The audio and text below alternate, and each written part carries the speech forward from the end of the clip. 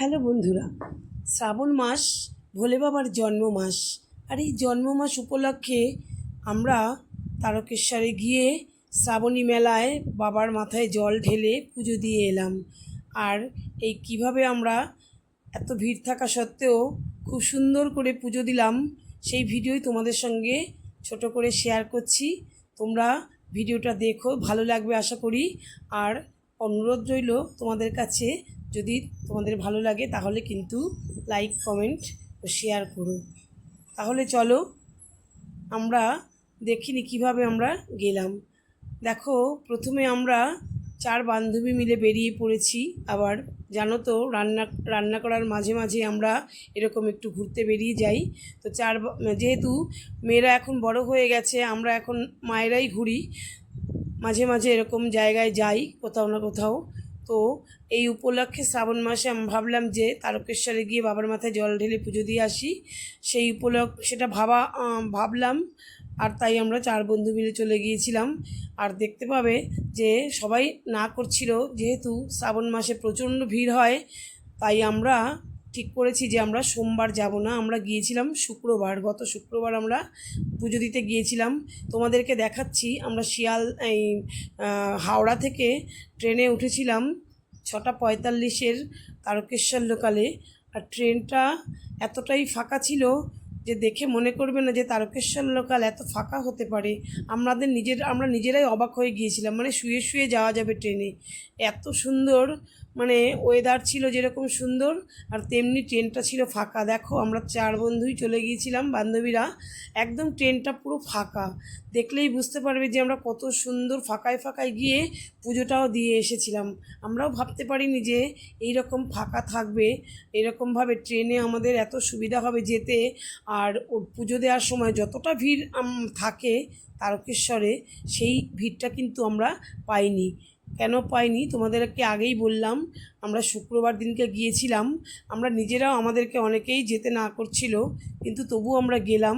তো তারকেশ্বরে আমরা নেমে পড়েছি। দেখো, স্টেশনে ট্রেন থেকে নেমে আমরা প্রথমে সামনের দিকে যাচ্ছিলাম, তারপরে শুনলাম যে না, পেছন দিকটায় করে গিয়ে পেছন দিকে নেমে বাঁদিকে স্টেশনের থেকে নেমে বাঁদিকে চলে গেলে, সেই রাস্তাটা ধরে সোজা চলে গেলেই বাবার মন্দির পাওয়া যাবে। আর হেঁটেই যাওয়া যায় স্টেশন থেকে, একদম অল্প।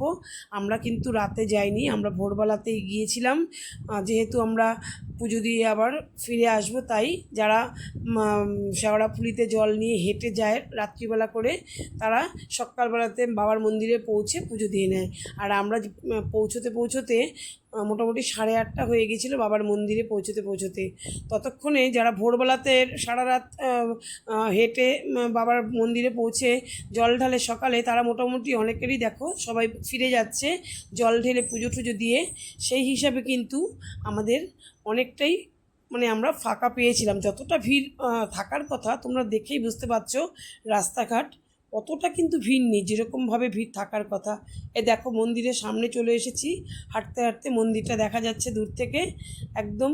আর এই সামনেটাতে একটুখানি দোকান পাশার আছে, সবাই ঠাকুরের জন্য ভোগ কিনছে, ভোগ প্রসাদ, তারপরে পুজো দিয়ে ফিরে আসছে। আর সরু রাস্তাটা, যার জন্য এখানটাতে তো একটু ভিড় মনেই হবে, মানে যেরকম ভিড়ের কথা ভিড় হয় সোমবার, এই শুক্রবার কিন্তু মানে সোমবার বা শনিবার বাদ দিয়ে যদি তোমরা যাও, এইরকম কিন্তু মানে ভিড় অতটা পাবে না। বাবার মাথায় জল ঢেলে কিন্তু তোমরা অনায়াসে পুজো দিয়ে আসতে পারবে।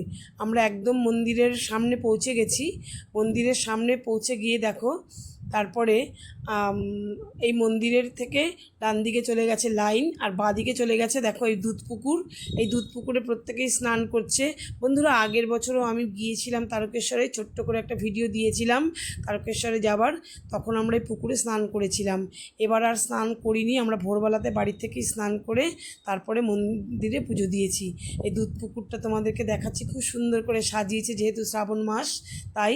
আর বাবার মন্দিরটা দেখো, এখানে এই মন্দিরের পাশে এখানে ঠাকুরের জন্য রান্না করা হয় এই ঘরে।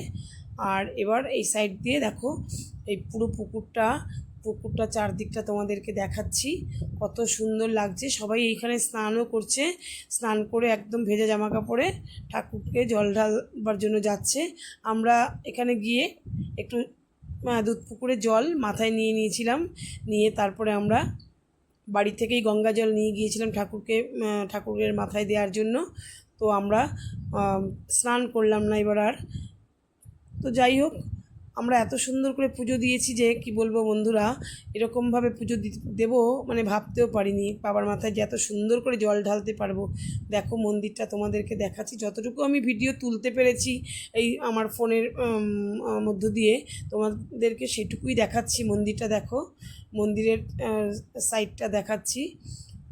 এবার এই লাইনটা তোমরা দেখতে পাচ্ছ, আর এই যে দুধপুকুর থেকে স্নান করে এই রাস্তাটা দিয়ে এই জায়গাটা দিয়ে যেতে হবে। পাশেও দোকান আছে অনেক, চাইলে তোমরা এখান থেকে ঠাকুরের জন্য ভোগের জিনিস কিনে নিতে পারো, সব কিছু এখানে পাওয়া যায়। আর আমরা দেখো আমাদের মোটামুটি পুজো এই সময়ের মধ্যে আমরা কিন্তু পুজোটা দিয়ে খুব তাড়াতাড়ি আমরা 1 ঘন্টাও আমাদের লাগেনি, তার আগেই আমরা লাইনে দাঁড়িয়ে পুজো দিয়ে চলে এসেছিলাম। তোমরা দেখতেই পাচ্ছ, দেখো বন্ধুরা, এই যে লাইনটা চলে গেছে এই রেলিংটা ধরে, এইটা কিন্তু লাইন, ওই যে দেখো অনেকটা ফাঁকা দেখতে পাচ্ছ লাইনটা যাচ্ছে। এই লাইনে একদমই দাঁড়াতে হয়নি, একদম মন্দিরের সামনে গিয়ে একটু ভিড় পেয়েছি সেখানে। সে তো স্বাভাবিক কথাই, মন্দিরের সামনে একটু ভিড় থাকবে। আর এরকম একদমই আমরা ভিড় ছাড়াই বলতে গেলে পুজো দিয়েছি। তারকেশ্বরে যেরকম ভিড় হয় শ্রাবণ মাসে, আমরা তো ভাবতেই পারিনি যে একদমই এরকম ভিড়, অল্প ভিড়ের মধ্যে আমরা পুজো দেব। এটা আমরা পুজো দিয়ে বেরিয়ে এসেছি, সেই সামনেটাতে আমরা দেখো এখন সবাই আমরা পুজো টুজো দেওয়া আমাদের হয়ে গেছে। এ বাবার মুখকে প্রণাম করে আমরা এবার মন্দির থেকে বেরিয়ে আসছি। দেখতে পাচ্ছি বন্ধুরা, ভালো করে পুজো দিয়েছি, এরকমভাবে পুজো দেবো ভাবতে পারিনি আমরা।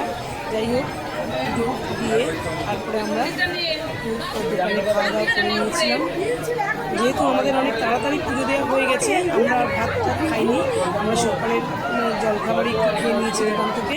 তারপরে এখান থেকে বেরিয়ে স্টেশনে চলে এসেছি।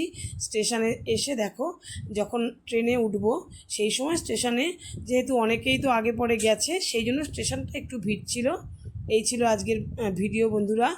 তোমরা আশা করি চাইলে তোমরা যে কোনো দিন মানে সোমবার বাদ দিয়ে যেতেই পারো। আশা করি তোমরাও পুজো দিয়ে আসতে পারবে এরকম সুন্দর করে। আমি রাতের কথা জানি না, আমি দিনের কথাই তোমাদেরকে বললাম, জানালাম। সকলকে ধন্যবাদ ভিডিও দেখার জন্য।